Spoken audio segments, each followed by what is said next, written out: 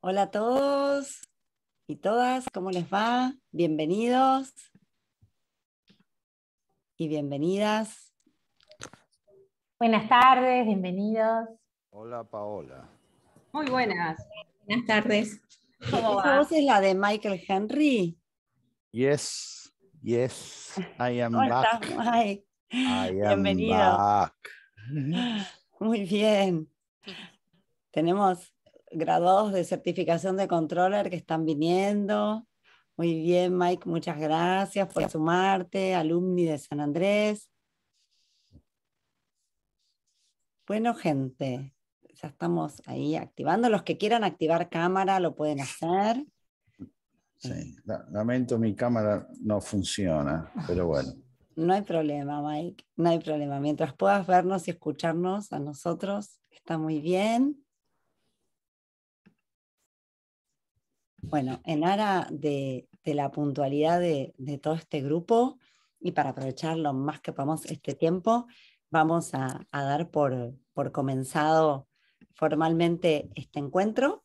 Bienvenidos y bienvenidas a este nuevo ciclo de autores. Este es nuestro primer encuentro del año 2022. Quien les habla es Paula Bianchi, algunos me conocen, directora de gestión de conocimiento del área de educación ejecutiva y los voy a estar acompañando durante este encuentro. Como saben también algunos de ustedes, este ciclo de autores es un espacio que empezamos a construir a partir del año pasado, fin del 2020, en un contexto de una pandemia más fuerte, por suerte ya se está retirando, donde quisimos armar un espacio en donde compartir las producciones de nuestros profesores, de nuestros especialistas invitados, no solo dentro de nuestra comunidad San Andrés, sino abriendo la comunidad ampliada. Y así es que surgió el ciclo de autores y hemos compartido ya varios, me voy a olvidar seguro muchos, pero Big Data de Walter Sosa, Antártida de Tomás Balmaceda, que además nos encuentra hoy, Inteligencia Artificial de Freddy Vivas, entre otros. Así que hoy nos encontramos en este nuevo espacio para compartir el libro de Alejandra Marcota, Cómo transformar el síndrome del impostor en tu aliado. Quienes nos están acompañando es la autora, coach y speaker especializada en el aprendizaje de errores y fracasos, directora Aprender del Error. Alejandra es quien va, ahí está. Les sugiero para quienes quieran ubicar a quienes van a estar en la suerte de mesa que tenemos, que coloquen la vista del hablante, porque tenemos fijados a la autora y a quienes la acompañan, para que puedan seguirlos mejor en el mundo de todas las caritas del Zoom. Alejandra va a compartir entonces parte de su reflexión sobre este tema del síndrome del impostor, como parte de su análisis y sistematización de conocimiento al respecto y de su propia experiencia personal. Va a estar para ello acompañada por Lina Zubiría, que es profesora de educación ejecutiva de nuestra universidad, coordinadora académica de varios de nuestros programas, es facilitadora de transformaciones organizacionales por pasión, docente por vocación y coach por desafío, tal como ella lo define.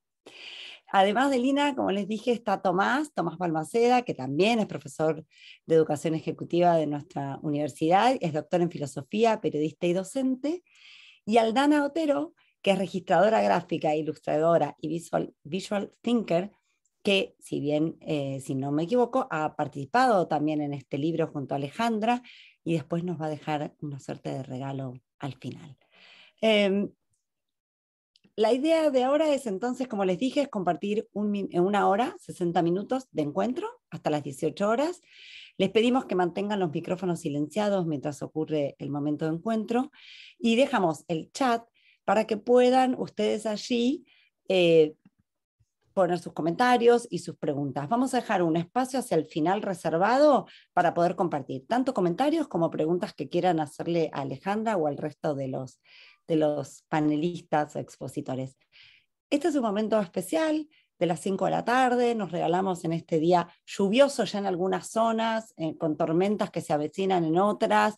Yo estoy en Núñez Saavedra, todavía hay un poquitito de sol, pero en esta tarde nos regalamos esta hora para compartir este libro, para compartir entre colegas, en la comunidad que formamos parte de todos.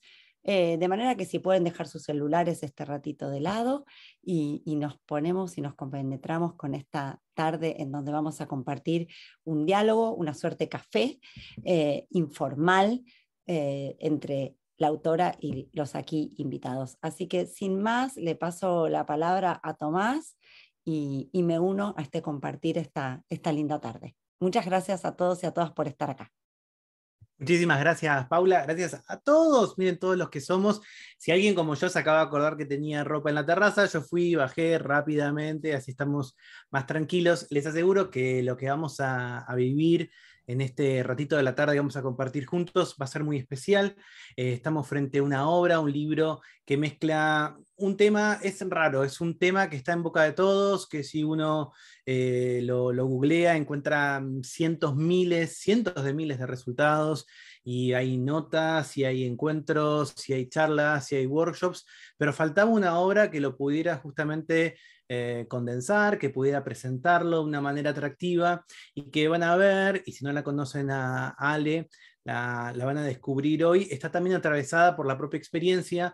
Nuestra propuesta para hoy es justamente eso, poder hablar sobre este fenómeno tan especial, que ahora seguramente Ale nos cuenta un poco más, pero sobre todo poder también abrir un poquito nuestro corazón, nuestras expectativas, nuestras propias inseguridades, la manera en la que muchas veces nos sentimos frente a distintos desafíos que a lo largo de la tarde de hoy vamos a descubrir que no son estrictamente laborales, sino que, como todo en la vida, los límites son difusos. Está acá Lina, con la que compartimos esta visión de que no siempre es útil pensar en una herramienta o en un abordaje o en una ideología solamente para el trabajo y otra para la vida, otra para la pareja. Somos seres humanos, tenemos múltiples aspectos en nuestro cotidiano, y justamente en todos esos este síndrome puede aparecer, así que para mí es un placer y un honor poder dialogar con Ale. Y lo primero que me intrigue, que me encantaría, de meramente curioso, saber, Ale, es, bueno, ¿qué es lo que te movilizó a escribir este libro? Bueno, gracias Tomás, gracias por toda esta intro, a Paula, a todos por sumarse. Ay, este es un tema que me ha atravesado, como bien vos decías, ¿no? Desde lo personal primero y después lo volqué a lo profesional. Yo diría que si vamos a lo concreto, ¿qué me inspiró a escribirlo? Creo que el detonante fue la pandemia, ese momento en donde vi que necesitábamos reinventarnos, y no a veces por opción, sino porque no había otra, ¿no? Había muchas personas encontrándose ante nuevos desafíos, que se habían quedado sin trabajo, que ya el trabajo que hacían no lo podían continuar de la misma forma. Y el síndrome del impostor, digo, quizás quienes están acá no todos lo conocen, pero muy rapidito tiene que ver con esta idea de que somos un fraude, de que no estamos a la altura de las circunstancias, de que no somos lo suficientemente competentes y que en algún momento alguien se va a dar cuenta. Así que me imagino, acá hay más de 100 personas, yo creo que 70, 80, y quién dice, los más de 100, en algún momento se han sentido así. Y vos me preguntabas como qué me inspiró. Yo este tema lo empecé a sentir muy, muy patente en la facultad, en mi anterior vida, digo siempre, ¿no? Cuando estaba estudiando para contadora, y ahí me sentía siempre, no importa qué nota tan alta tuviera, que igual estaba, en cualquier momento se iban a dar cuenta que yo no era tan buena como parecía y demás. Y eso, a lo largo de los años, me fue dando vueltas en la cabeza, pero no tenía un nombre, hasta que cuando empecé a estudiar coaching, ahí le pude poner un nombre, sobre todo porque yo quería dar un salto de carrera y veía que no había forma, había algún obstáculo. Y ahí me encontré con el perfeccionismo, me encontré con el síndrome del impostor. Y después, eso que empecé a trabajar en lo personal, se volcó a lo profesional. Y empezó a enganchar muy bien con aprender del error, que es lo que vengo trabajando hace tantos años. Y sabes que ahí empezaba a dar las charlas y de repente surgía el miedo a fracasar, el miedo a equivocarse, y aparecía la idea de que somos un fraude, y había un montón de personas haciendo así, estoy hablando en lo presencial, haciendo como, sí, me pasa. Entonces, después, como te decía, cuando empezó todo este tema de la pandemia y de la reconversión, ahí dije, bueno, vamos a ponerlo en un taller para cualquier persona, no solamente para las organizaciones. Y había escrito un artículo en LinkedIn sobre el síndrome del impostor y las mujeres. O sea, particularmente había tomado eso y vi que tuvo como mucha recepción. Entonces después empecé a ese escrito que tenía a agregarle información, y dije, bueno, esto lo voy a hacer un ebook para los talleres. Y después, al final era mucho, ya tenía como más de 100 hojas, y ahí fue, bueno, esto en realidad debería ser un libro, ¿no? Pero creo que la movilización interna de darle ese impulso final tuvo que ver con esto de la reconversión y el impedimento que puede ser que nos sintamos un fraude y que creamos que no somos suficientes para encarar los cambios. Y ahí, hola a todos, hola Ale, gracias por invitarme a ser parte de esta mesa. Y mientras que te escuchaba resonaba con esto de que seguramente a todos los que estamos aquí en la sala nos pasó que la pandemia al menos nos obligó a parar la pelota, ¿no?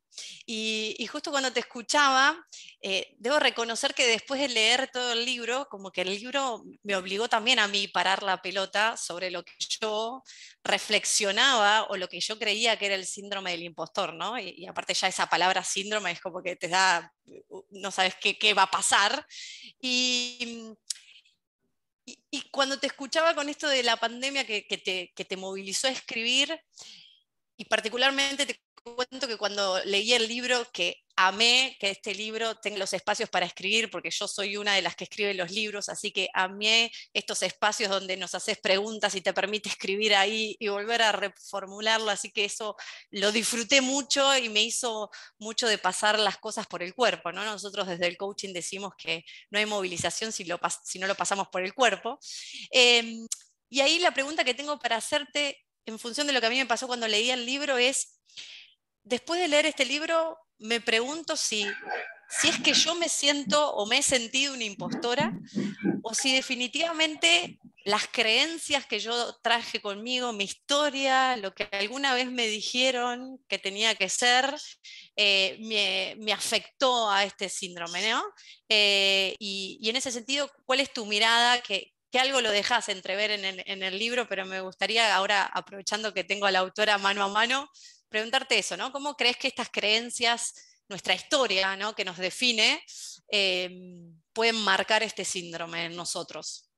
Bueno, acá, Lina, un poco trajiste esto de las creencias, y para poner en contexto, lo que suele suceder cuando nos sentimos impostores o un fraude es que tenemos expectativas súper altas de nosotros mismos, ¿no? Quizás estas expectativas fueron de otras personas, eso puede pasar porque vos traes lo de el entorno y nuestra historia familiar, puede ser que hayan sido de otras personas, pero de algún modo las incorporamos, ¿no? Entonces ahora pasan a ser nuestras y por eso yo propongo empezar a trabajarlas.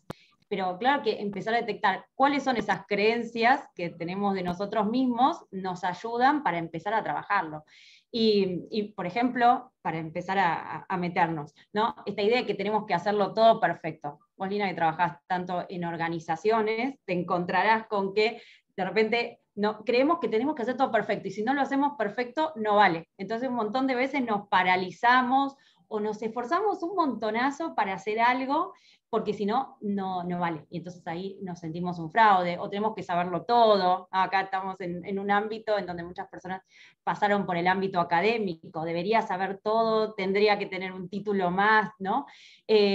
O a veces también esto, ahora creo que cada vez más, una de las creencias que también analizaba, esto de que tenemos que ser muy originales y todo el tiempo innovar y hacer algo distinto, cosa que también nos puede estar presionando hacia eso. Entonces, en función de esto que vos decías, también creo que está bueno traer la idea de que se llama síndrome, ahora se está tratando de llevar también un poco a experiencia, fenómeno, ¿no? Porque muchas veces se lo confunde con un tema de salud mental, y no, más que nada es algo situacional que se dispara en algunos momentos, ¿sí? A veces, por ejemplo, cuando estamos ante un desafío, cuando estamos ante un ascenso, le pasa mucho a las personas que están por tener un ascenso, que están cambiando de carrera, que se van a otro lugar a trabajar, por ejemplo. Entonces, esto también está bueno empezar a entender que nos aparece en ocasiones y en ocasiones no. Pero las creencias, puede ser que en algún momento, por ejemplo, la creencia de la perfección puede ser que en algún momento me haya sido funcional, y acá lo pongo en primera persona, ¿no? Yo siempre digo que soy una perfeccionista en recuperación. En algún momento puede haber sido funcional, y desde chiquita puedo haber estado en un entorno tal vez en donde eso podía ser funcional, a veces para que uno lo acepten, para pertenecer a distintos grupos, puede ser, o esa es la idea que uno tiene, pero pues en algún momento uno dice, esto no me está sirviendo, no me está haciendo funcional a la vida que quiero, vienen estos cambios, no viene la pandemia, queremos cambiar de trabajo, y ahí necesito empezar a trabajarlo. Y quizás esa la empiezo a trabajar, pero tal vez empiezan a aparecer otras como más resonantes, como por ejemplo que las cosas me tendrían que salir fáciles y no me tendría que equivocar, ni tendría que tener obstáculos, ¿no? Casi como por arte de magia. Entonces creo que va siendo algo artesanal. Algunas creencias las tenemos más de chicos, otras, tal vez en función del entorno y de nuestras vivencias, también van apareciendo y van tomando más fuerza. Y vos sabés que me quedo pensando en esto que trajimos, y hablando de las creencias, y quería invitar a la conversación a Aldana, que si anda por ahí. Aldana Otero es la persona que me acompañó en este viaje dibujando, haciendo el registro gráfico. Y Aldana la conozco desde hace años, cuando no hacía estos registros gráficos profesionalmente. Y con ella compartí varias charlas de esto de escribir el libro, y me lo imaginaba siempre con algún dibujo de ella, algún gráfico de ella. Y así como vos decías, Lina, que esto tiene ejercicios, tiene desarrollo conceptual, pero tiene ejercicios, y además tiene también unos registros hermosos que hizo Aldana. Entonces, si Aldana está por ahí, les quería mostrar, por ejemplo, tiene algunos gráficos que ella ha hecho, y me gustaría, Aldi, invitarte a la conversación y que nos cuentes cómo fue el proceso desde ese momento en que dije, Aldi, quiero que hagas los registros, los resúmenes de este libro, y que seas parte ahí con tu arte, como siempre digo.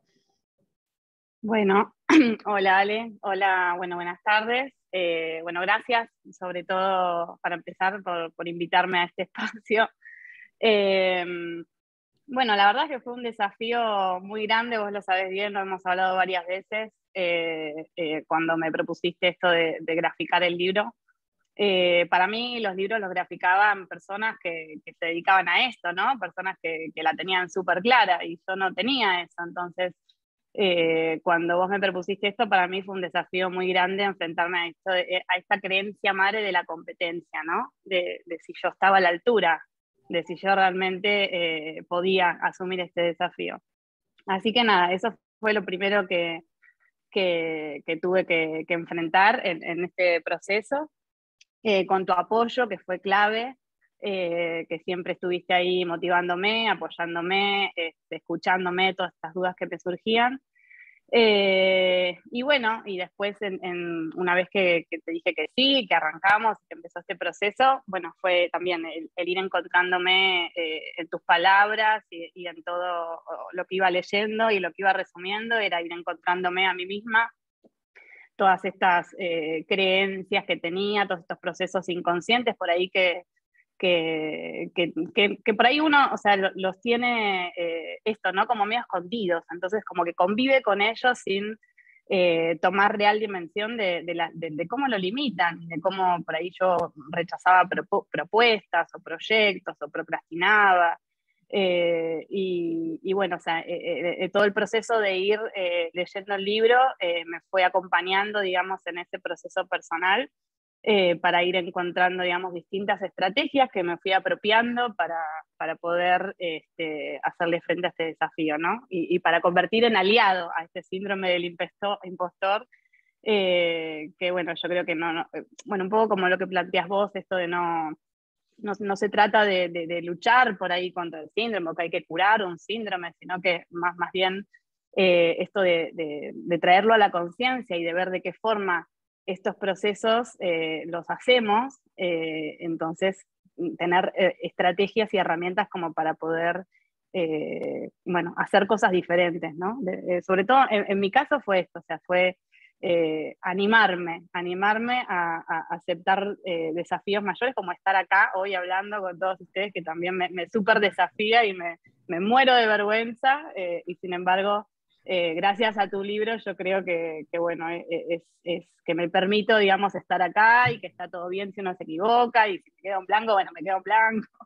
O sea, digamos, es parte también de esto, abrazar la vulnerabilidad y el aceptarnos así como somos, ¿no? Y humanos, y nos equivocamos, y no pasa nada. Así que bueno, nada, súper agradecida con tu invitación y con todo este apoyo también este tiempo de cómo me fuiste acompañando, digamos, para que no, bueno, nada, para que lo pudiese hacer realmente. Así que bueno, eso. Aldi, y una consulta. Después ya van a ver cuando tengamos un regalito de ella lo que hace. Es impresionante. ¿Alguna estrategia así en estos momentos en que decías, yo qué estoy haciendo, dibujando, por ejemplo? Sí, tengo una estrategia que me armé, que es divertida porque, o sea, cuando cada vez que me enfrento, digamos, a uno de estos proyectos o alguna de estas propuestas, instantáneamente se me vienen todas esas vocecitas que te dicen, bueno, que no te va a salir, que no le va a gustar, que no va a quedar bien, o sea, eso como que siempre ahí se dispara, ¿no? Entonces me armé como una frase que le digo yo súper poderosa, que es cuando voy a empezar estos desafíos, me digo a mí misma que yo soy buena haciendo eso. Entonces, no es que sea verdad, ¿no? Como tampoco son verdad las otras vocecitas, o sea, es que contrarrestan el peso de esas vocecitas y es como que me lo permito asumir con más tranquilidad, ¿no? Y no tan nerviosa o sufriendo la posibilidad del error. Entonces, nada, esa fue una estrategia que me quedó a partir del libro de decir, bueno, o sea, voy a hacer, digamos, balancear esto, está bien. O sea, por un lado tenemos estas vocecitas, pero también puedo decirle algo que me empodere, ¿no? Y que lo contrarreste un poco. Así que, bueno, esa por ahí es mi estrategia secreta antes de empezar un proyecto. Gracias, Aldi, porque esta es un poco la propuesta, ¿no? Saber que esas voces pueden aparecer, pero empezar a ver cómo las manejamos y que eso ya no sea un obstáculo en el camino y que podamos hacer lo que sabemos hacer, lo que nos gusta hacer, sin darle tanta importancia.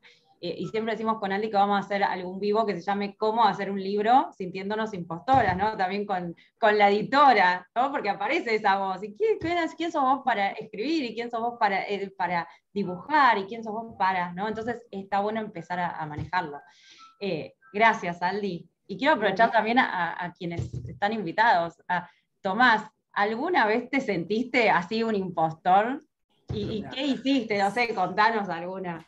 Sí, recontra. Y el libro también me hizo reencontrar con eso y tratar de atar cabos. Para mí, básicamente, yo estudié filosofía, vengo del mundo de la academia más tradicional, y la academia, así como cualquier estructura verticalista, un poco funciona a partir de hacerte sentir un impostor, ¿no? Porque tenés que validar un montón de conocimientos, tenés que validar tus ideas, y en ocasiones parte de poder validarlas y sentirte bien y no sentirte un impostor es incluso la postura, cómo te vestís, cómo haces. Yo tengo 41 años y empecé en el mundo de la filosofía a finales de la década del 90, del 2000, y yo siempre estuve afuera del closet, siempre fui gay, y hoy quizás es más común decir que uno es gay, pero en ese momento era más raro, no había ninguna de las leyes que contamos hoy, y yo sentía que por un lado no era el filósofo tradicional, porque siempre me vestí distinto o tenía un corte de pelo distinto, y por otro lado también no tenía vergüenza en aparecer con mi novio o a contar alguna cosa de las que me gustaban o que yo tenía, y muchas veces siento que me sentí un impostor al pensar que, bueno, digamos, esas inseguridades hacían que yo me las creyera, ¿no? Y que hoy con el tiempo, que quizás ahora yo tengo mis propios becarios o veo cómo es esa estructura, me doy cuenta que, bueno, esos mitos, no sé, en la filosofía está el mito de que, bueno, en tu década del 40 escribís tu gran obra. Y en realidad es solamente una idea para mantenerte hasta los 40 pendiente de algo y a partir de cumplir 40, ansioso hasta que cumplir 50 y supongo que te sentís fracasado y sigue tu vida. Así que eso me pasó. Y lo otro que un poco me sirvió tu libro como una suerte de terapia, no lo hablé todavía con mi mamá, fue que mi mamá, y yo creo que mucha gente de mi generación también, nos crió con esta idea de la modestia, ¿no? Y que realmente sacar chapa o enorgullecerse o contar públicamente que uno era bueno en algo era muy mal visto, ¿no? Y ahora uno está en redes sociales con nuevas generaciones que les encanta decir que son los mejores, que son los campeones. Uno va a LinkedIn y nadie es empleado, todos son CEOs, todos cuentan las cosas increíbles, hicieron 500 certificaciones, y yo a veces veces me siento ajeno a eso, creo un poco por mi educación. Entonces, supongo que me voy a pelear con mi mamá por culpa tuya, Ale, pero creo que también es un síndrome del impostor cuando uno tuvo cierto contexto a la hora de marcar sus propias habilidades y sus propios talentos y no mostrarlos, porque eso para mí siempre fue una marca incluso de buena educación o de cortesía, y nos enfrentamos ahora con nuevas generaciones que quizás son mucho más expresivas con eso, y en un ambiente como las redes sociales, en donde todo el mundo muestra la cara contenta y no la cara feliz, y estoy seguro que un vivo de ustedes dos diciendo nos sentimos impostoras va a ser muy poderoso, porque en general todos los vivos que vos ves son, bueno, son las 7 de la mañana, acabo de comer 5 cosas fit, hice 4000 abdominales, ahora me levanto, mañana viajo, y vos decís, ¿en qué momento? Tipo, vos capaz te levantás con ojeras, tipo, la rutina facial, tengo 50 entrevistas. Difícil, pero bueno, yo muchas veces me he sentido y todavía me siento un impostor. Gracias, Tomás. Sabes que estos temas que trajiste, ¿no? La modestia y además la exposición alta que hay ahora en redes, como que todo el mundo la pasa bien y es exitoso, exitosa, entre comillas, ¿no? Es algo que además nos confronta mucho con esta idea del impostor. Primero porque la modestia hace que nosotros no podamos reconocer nuestros logros. Es como, me da vergüenza, ¿cómo voy a reconocer algo que hice, que logré? Mirá si voy a decir. No, mejor me lo guardo. Entonces, reconocemos todo lo que nos falta, pero no lo que hicimos y lo que tenemos. Entonces, culturalmente ha sido todo un tema, el de la modestia. Y esto de ver siempre las fotos del éxito, de los logros, ¿no? Como podríamos decir éxito entre comillas, también hablaba Marina ahí en el chat sobre las comparaciones. Entonces siempre nos comparamos contra una foto que no muestra el lado B. No ve las dificultades, los obstáculos, los errores, lo que tuvimos que pasar. Es siempre esa foto fantástica. Entonces, claro, nos sentimos un fraude, esto que decías vos. O sea, ¿cómo puede ser que hay otra gente que a las 7 de la mañana hizo de todo y yo todavía estoy en pijama tratando de despertarme y ver de qué se trata, ¿no? Así que gracias, Tomás, por eso. Y vamos a ir a Lina. Lina, ¿te sentiste alguna vez una impostora? Y si es así, ¿qué hiciste? No, me voy a tirar en este instante del balcón, porque entre escuchándolo a Tomás y escuchándolo a Lana, cada vez más impostora me siento. O sea, me resoné con todas sus historias, ¿no? Y también un poco esto, yo creo que nos enseñaron esa falsa modestia. Creo que Tomás, a tu mamá y a mi mamá la vamos a mandar al mismo psicólogo, pero además nos enseñaron, o quizás en el contexto, con Tomás compartimos que somos del interior, entonces hay todo un mundo bagaje, aquellos que vengan del interior capaz que se ven reconocidos con esto que voy a contar, de que también creo que, dice que no se escucha bien, ¿me están escuchando bien? Se te corta un poco, Lina, si querés apagate la cámara para que se llegue mejor el audio. Ok, a ver, ¿ahí se escucha bien? Sí, mejor. Ahí mejor. Mejor, ok. Lo que decía es que también siento que nos costó mucho, o al menos a mi generación, el poder entender lo que era tener coraje a la hora de tomar acciones, ¿no? A veces esto de cómo llevar adelante una acción y el ser corajudo en el campo a veces se confundía de alguna manera como que te tenés que tirar a una pileta vacía, ¿no? Y quizás con el recorrido yo fui aprendiendo también que el coraje no es ser un efecto suicida, como recién dije, de tirarme del balcón, sino también el coraje tiene que ver con reconocer lo que tengo y lo que no tengo, ¿no? Y desde ahí poder tomar esas decisiones también. Y yo sí me he sentido una impostora, pero también puedo hoy con reconocer, mientras que lo escuchaba a Aldana, me acordé de una frase que me dijo Enrique Timó, fue mi director de la primera tesis de grado, un académico de la hostia, que lo tuve en UADE, y cuando fui a dar mi primera clase como ayudante de él, Enrique me miró y yo estaba re nerviosa y le decía, Enrique, que yo no voy a poder, se me van a caer los pantalones, no voy a poder, no voy a poner. Y Enrique me miró y me dijo, vos entrá al aula y pensá que todos los que están ahí saben menos que vos. Y yo en ese momento dije, ¿qué me dice? ¿Cómo voy a decir eso? Si no sé si saben más, menos, yo soy la que no sé, ¿qué hago acá? Y era toda una controversia. Y con el tiempo, después de mucho tiempo, y ahí sí quizás acercándome a los procesos de transformación que primero viví yo y después acompaño, aprendí a darme cuenta que las personas no somos lo que hacemos, somos lo que pensamos, ¿no? Entonces, cuando yo pienso de que sé menos que el resto, que voy a fallar, que soy un fracaso, que se van a dar cuenta, o cuando pienso que, como recién decía Sale, que no nos valoramos, pero tampoco hasta nos permitimos recibir elogios, ¿no? Cuando alguien te está elogiando, muchas veces a mí me pasaba de recibir elogios y decir, atrás algo me va a decir, no todo tan lindo no puede ser. Ahí también me sentí una impostora, ¿no? Aún recibiendo de jefes que he tenido el mejor feedback, o de compañeros o de colegas, y decir, algo raro acá atrás hay. Y creo que es un ejercicio esto de aprender a pensarnos distinto, ¿no? Ni mejor ni peor a lo que venimos siendo, pero sí pensarnos distinto para poder declarar distinto, y en función de eso terminar haciendo algo distinto. Así que definitivamente sí me he sentido un fraude, una impostora en muchos de mis ambientes, pero creo y resueno con lo que vos, las estrategias que das, Ale, en tu libro, de quizás también empezar por eso, ¿no? Por cambiar ese mindset. Gracias, Lina. Y hago acá un comentario. Esto de los elogios es muy característico de sentirse un impostor o una impostora, porque muchas veces las personas piensan, no, pero me está diciendo que estuvo bueno porque es amable, porque me quiere, porque no quiere que me sienta mal.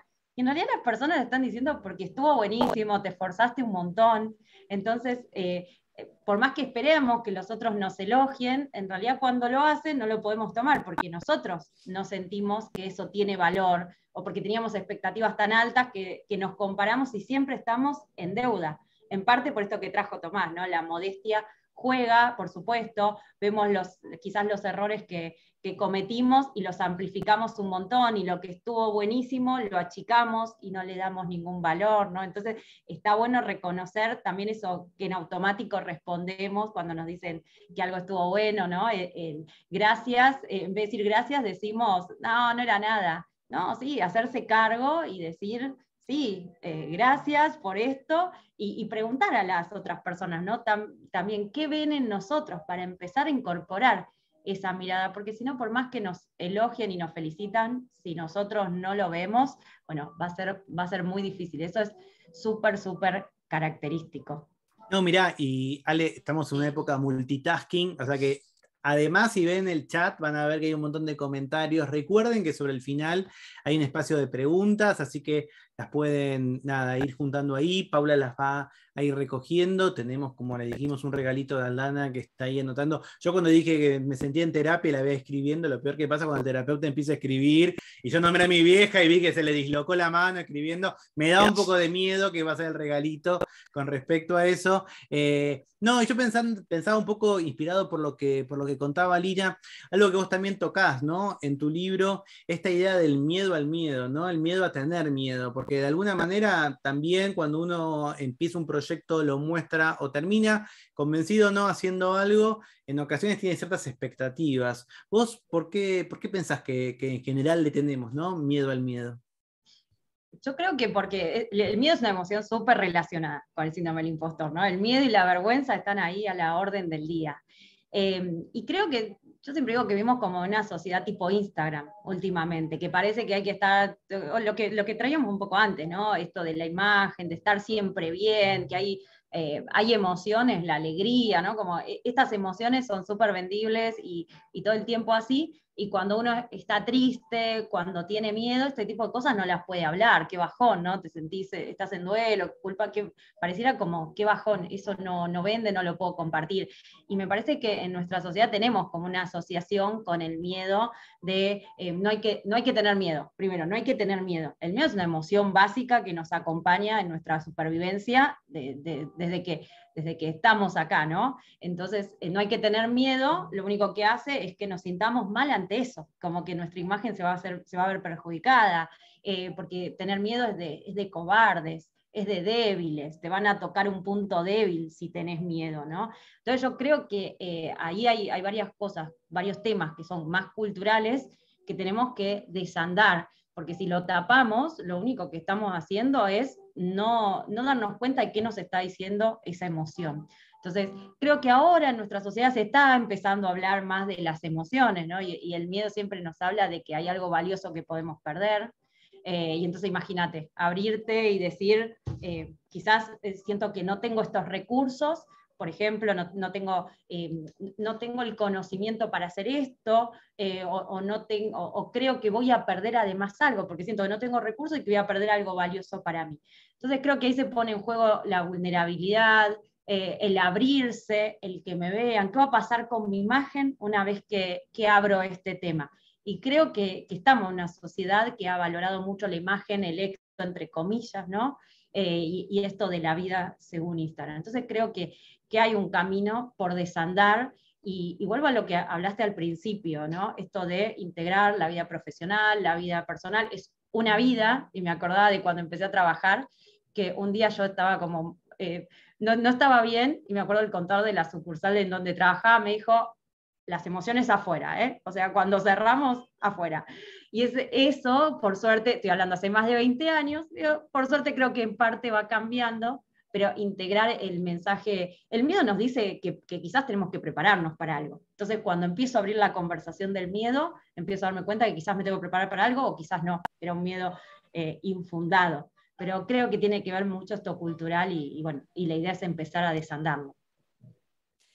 Y ahí, Ale, escuchándote con lo cultural, y también cuando decías que tu primer escrito tuvo que ver con el síndrome y las mujeres, recordaba que mi padre es veterinario, y yo le dije que quizás algún día me hubiera gustado, cuando era chica le decía, voy a ser veterinaria, y recuerdo los mandatos familiares de que veterinario es cuestión de hombre, me decían, así con voz impostora, veterinario es cuestión de hombre. Debe ser por eso que ahora odio a los animales. Bueno, lo voy a tratar con mi psicóloga, pero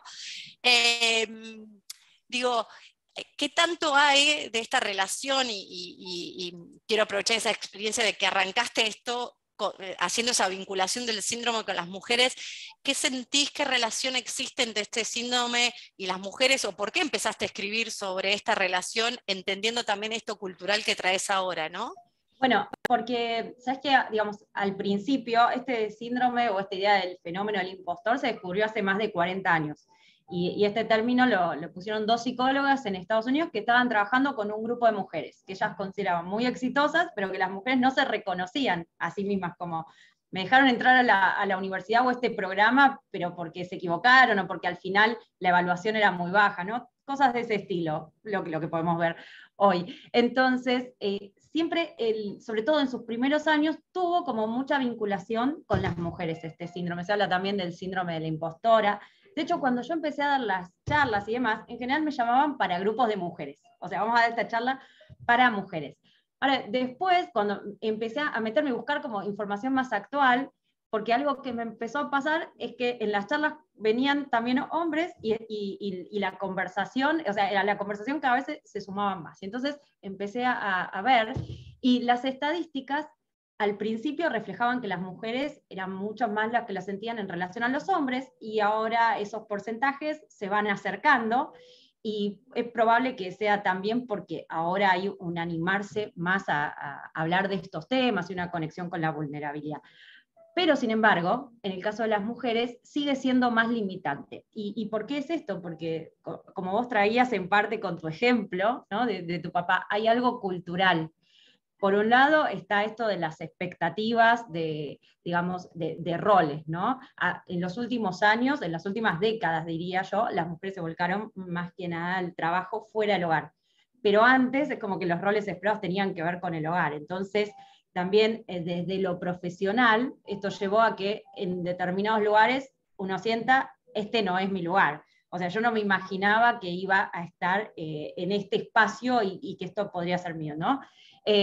Ahora, también, por ejemplo, está lo que decía Tomás, de la modestia. Y la modestia ha sido, digamos, durante años como una virtud, y lo voy a poner entre comillas, femenina, ¿no? Las mujeres modestas es como lo femenino. Entonces, eso también, ¿no? El hecho de cómo vas a estar quizás contando, gritando, diciendo a viva voz lo que hiciste, lo que lograste, ¿no? Hay que ser modesta.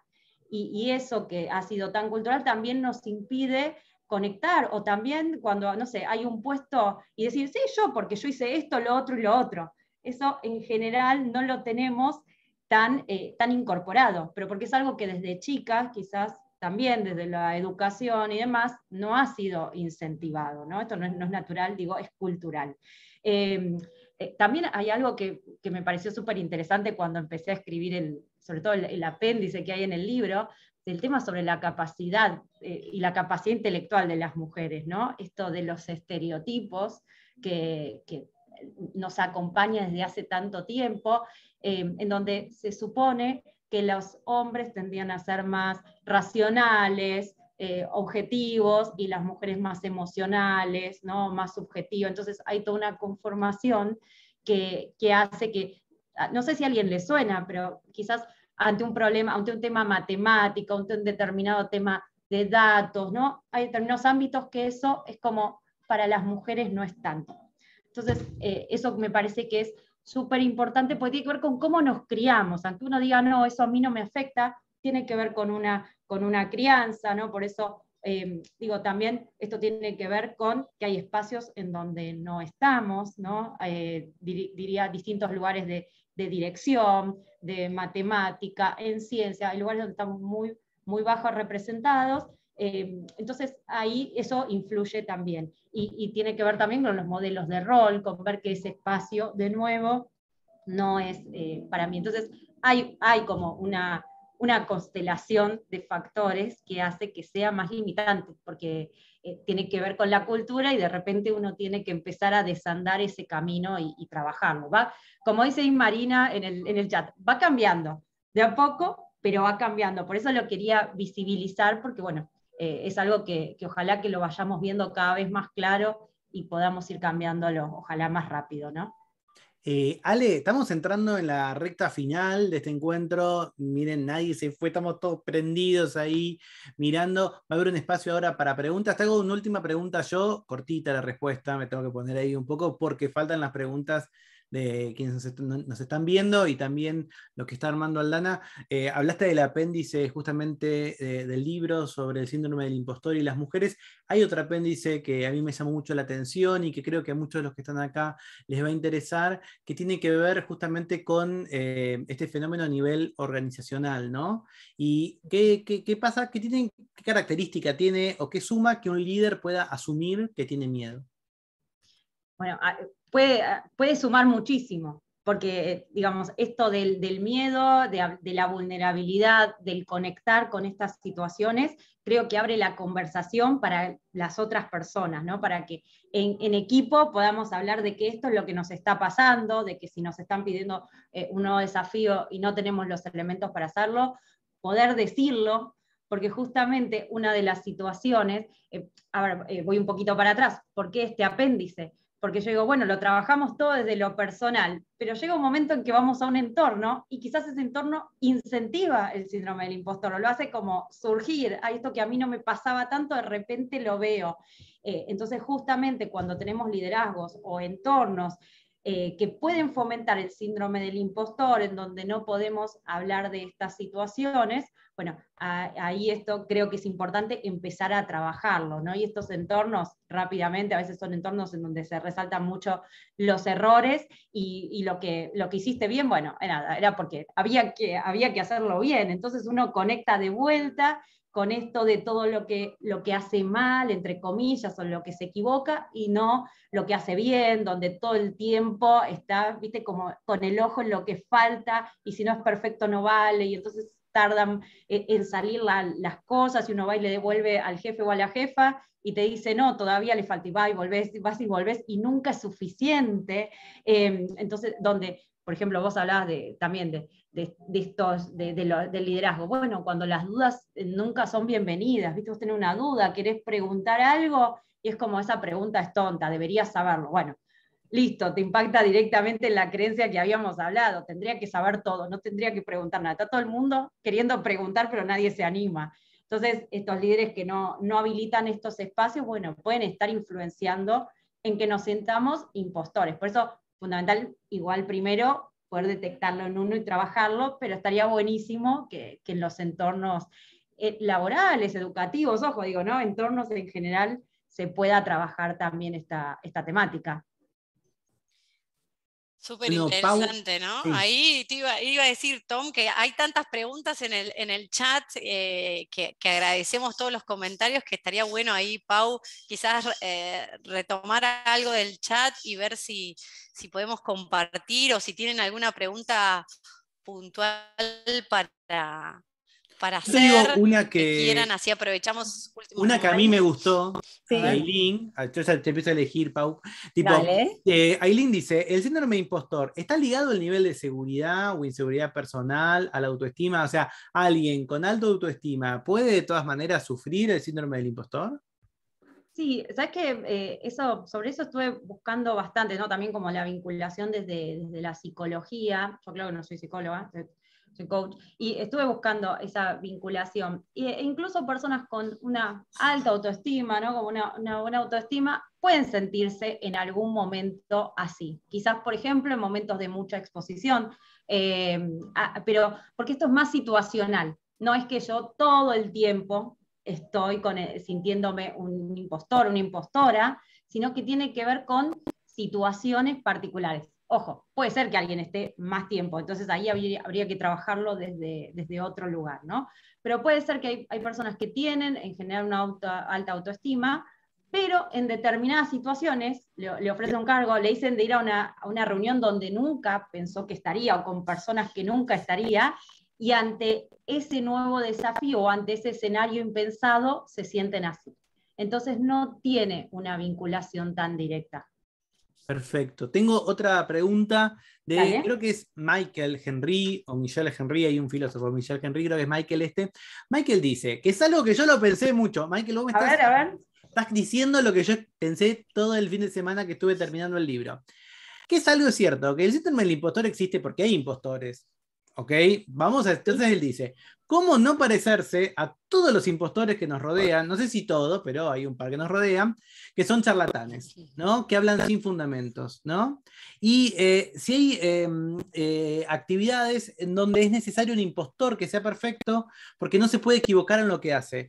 Por ejemplo, uno podría decir que un cardiocirujano, no te equivoques, que el corazón es mío. O sea, ¿hay espacios en donde no hay lugar para impostores o en todos lugares uno podría sentir que es un impostor?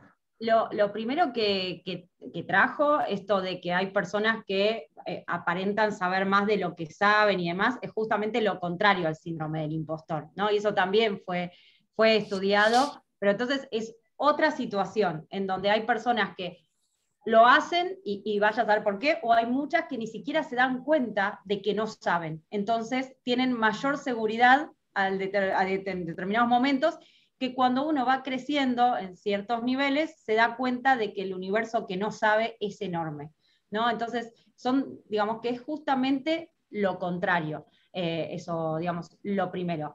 Y Tomás, perdón, repetime la última parte de la pregunta. La otra pregunta era, ¿hay espacios donde no hay impostores? Por ejemplo, entre cardiocirujanos, ¿no hay impostores o sí? A ver, si hay o no hay, yo no lo sé. Pero digo, sí quiero decir, imagino que en todos los ámbitos, sí quizás lo que traía esto de tal vez, que tiene que ver con la posibilidad de equivocarse, ¿no? Entonces, obviamente, quizás hay ámbitos en donde si nos equivocamos o si nos fallamos, eso, por ejemplo, puede afectar la vida de una persona, ¿no? Ahí nos estamos metiendo en otro ámbito. Ahora, digo, qué importante es en esos ámbitos en donde el riesgo que se corre es alto, por ejemplo, la pérdida de una vida, en otros, por supuesto, habrá en otras profesiones, qué importante es que se pueda hablar sobre eso, que si hay algo que está funcionando, que no está funcionando tan bien, que si tenés dudas, lo puedas poner sobre la mesa, y no que eso te lleve a cometer errores, ¿no? Que es algo que sucede, que uno, como se siente un impostor o siente que no sabe lo suficiente, muchas veces no pone las dudas sobre la mesa, no dice, acá la verdad que me equivoqué y no puedo traer ningún aprendizaje. Entonces digo, creo que somos humanos y que alguien no se equivoque, no falle, y ahí podríamos meternos en otra charla más vinculada con aprender el error, pero digo, yo diría que hoy casi es muy poco probable. El tema es qué hacemos con eso y qué condiciones previas favorecieron que se cometa un error de ese tipo, ¿no? Y bueno, y por supuesto, ¿qué voy a hacer después? Por eso hago tanto hincapié sobre los entornos. Muy bien. O sea, mientras estamos... Sí, Lina, por favor. Sí, no, que chusmeé el chat un poquito así de todo lo que están escribiendo, que está buenísimo. Y me quedo con una pregunta súper concreta que me gustaría que le podamos contestar a Lucía y que entiendo que la mayoría también le va a servir. La pregunta es, ¿qué ejercicios recomiendan para trabajarlo a nivel laboral? O sea, ¿cómo primero comprar el libro. A trabajar? Primer ejercicio, comprar el libro. Que ahí están las claves. Primer ejercicio, ¿Cómo otros ejercicios. A trabajar este síndrome en los equipos de trabajo? Mirá, Lina, yo acá lo que siempre digo es primero ponerle nombre, o sea, reconocerlo. Lo que suele pasar es que la mayoría de las personas pasan por esto sin saber, entonces es la verdad, ¿no? Esto que había traído Aldana en un principio, esta frase que me digo, que nos decimos, esto que pasa, creemos que es la verdad. También el hecho de ponerle nombre y de poder compartir, de poder hacer una conversación honesta sobre esto. Porque yo en la medida en que me siento una impostora, voy a estar sintiéndome como que no soy suficiente, y como decía antes, no me animo a hacer preguntas, no me animo a dar opiniones. Entonces, poder compartir esto, ponerlo sobre la mesa, para lo cual se necesita un cierto entorno de confianza, ¿no? Creo que eso es clave. Así que construir espacios de confianza, lo cual implica lo que hablamos antes, del miedo también, ¿no? ¿Qué pasa con esto de ser vulnerables, de poner sobre la mesa los miedos que tenemos, de lo que estamos pensando? Yo creo que eso ya es un montón. Después hay, por supuesto, distintas dinámicas que uno puede trabajar. Me parece clave que quienes lideran también tengan un conocimiento, un autoconocimiento de la autoexigencia que tienen y de la exigencia para con otros. El trabajo sobre el reconocimiento, porque acá digo, más allá de quienes lideran o no, yo como integrante de un equipo, reconozco las cosas que hace la otra persona, trabajo con ella para reconocerlo, o solamente estoy poniendo el ojo en lo que falta, en lo que se equivoca. Las estoy etiquetando, el trabajo sobre las etiquetas, ¿no? ¿Vieron cuando decimos esa persona es tal cosa y uno ya la etiquetó? Bueno, si esa etiqueta, digo, a veces uno dice, pero es una etiqueta positiva, dijo que la inteligente del grupo, la sabelotodo del grupo, por ejemplo.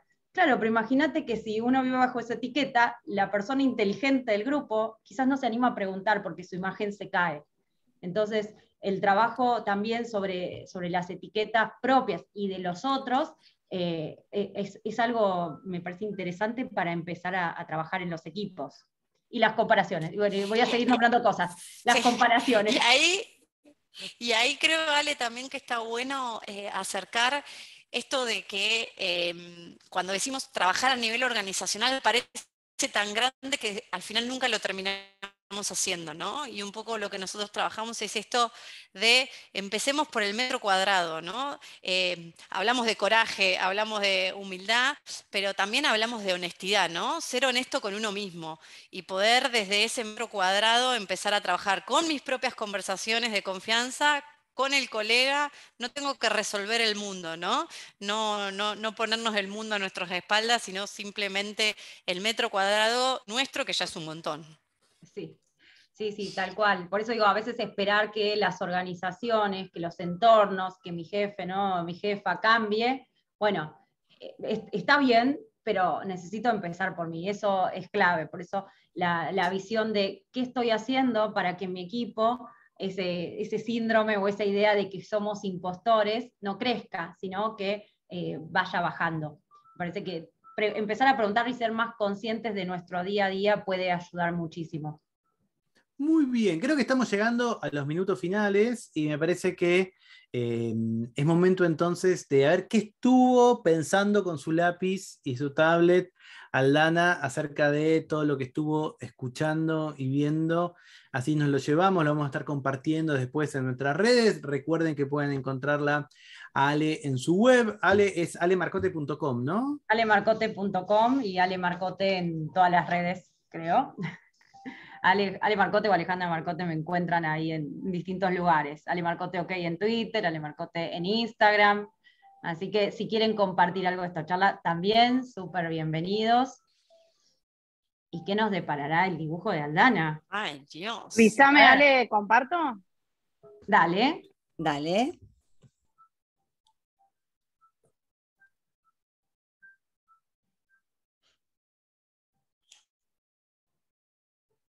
Siempre hay un poquito de emoción, de tensión, ese momento como los más viejitos van a saber, feliz domingo, entra o no entra la llave.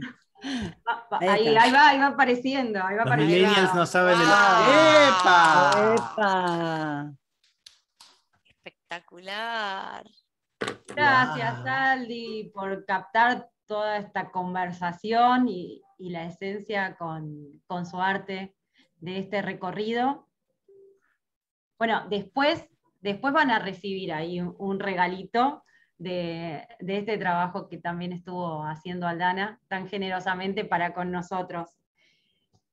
Y como hay que ir cerrando, yo ante todo les quiero agradecer un montón al espacio, a programas ejecutivos, a la Universidad de San Andrés, Tomás, Lina, que se sumaron a este espacio a compartir, que se leyeron el libro, y Aldana, que por supuesto me acompañó en este viaje con este arte maravilloso. Y espero que esto les haya servido, que siempre en la medida en que nos encontramos con un desafío, que estamos ante esta idea de que no somos suficientes, de que somos un fraude, de que no estamos a la altura, de que tenemos mucho miedo a equivocarnos, porque entonces sí se va a confirmar que, que no servíamos para esto, que podamos reconectar con nuestro valor, con las cosas que hicimos, con la experiencia que tenemos, con todo nuestro recorrido, con lo que logramos, que nos llevó hasta acá, y también podamos reconectar con esta idea de que, que si nos equivocamos, si fallamos, ¿no? Es parte de esta experiencia que tenemos en la vida, de esta vida que es un proceso, y que no por eso somos un fraude, y que además somos quienes somos gracias a toda esa experiencia. Así que yo quiero agradecer muchísimo por este espacio compartido, y bueno, si quienes están en este panel quieren compartir algo más, súper bienvenido y agradecida de corazón por el espacio. Bravísimo. Nada, Gracias, feliz de estar Ale. acá y creo que todos estamos muy motivados para empezar a examinarnos y seguir Ya investigando. salir. Lo podemos subastar, Tomás, creo que nos llenamos de plata. Si subastamos el nuestro, mirá, está ahí, Es hay verdad. muchos chats que ya compraron, está buenísimo, síganla.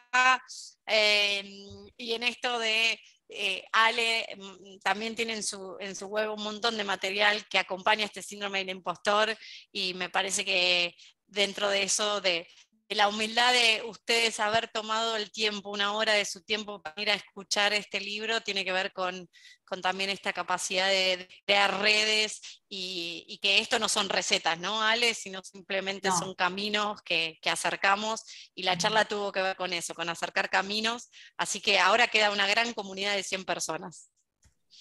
Muchísimas gracias a todos y a todas.